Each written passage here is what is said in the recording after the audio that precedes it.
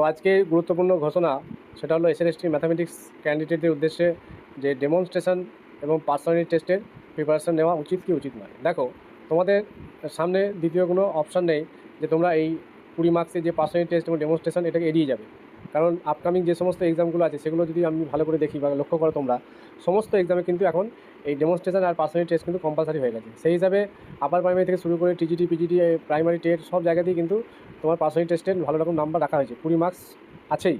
তাই এই জায়গাটায় যারা ভাবছো যে আমরা যে কোনোভাবে হয়তো মেকআপ দিয়ে ফেলবো, তারা কিন্তু সমস্যায় পড়বে, আমি এটুকু গ্যারান্টি দিয়ে বলতে পারি। আরেকটা বিষয়, যে যারা এই আমাকে ফোন করেছিল যে 45 বা বিলো 45, আমি জেনারেলের ক্ষেত্রেই বলছি, মেল বা ফিমেল যাই হোক, তাই এরা কনফিউশনে আছে যে কী করবো। দেখো, তোমাদের হাতে আর দ্বিতীয় কোনো অপশান নেই, একটাই কারণ, তুমি যদি ভাবো যে আমি আপকামিং যে সমস্ত এক্সাম আছে সেগুলো দেবো না, বা আমার এটা লাস্ট পরীক্ষা, বিকল্প কোনো পরীক্ষার জন্য আমি আর ভাবনা চিন্তা করছি না, ঠিক আছে, তাহলে তাদের বলবো তোমরা এটা প্রিপারেশান নিও না।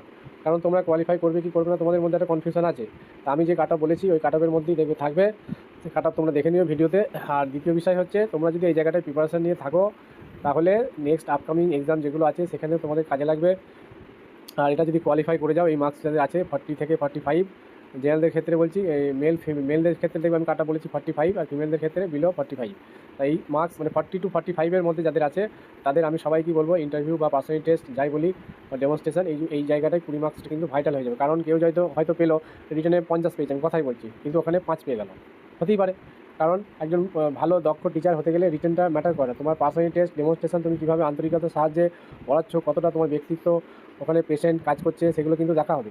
সেই জায়গা থেকে একজন ক্যান্ডিডেট বিলো 45 বা 45 পাওয়া ক্যান্ডিডেট কিন্তু 55 বা 50 পাওয়া ক্যান্ডিডেট থেকে বেশি নাম্বার পেতে পারে।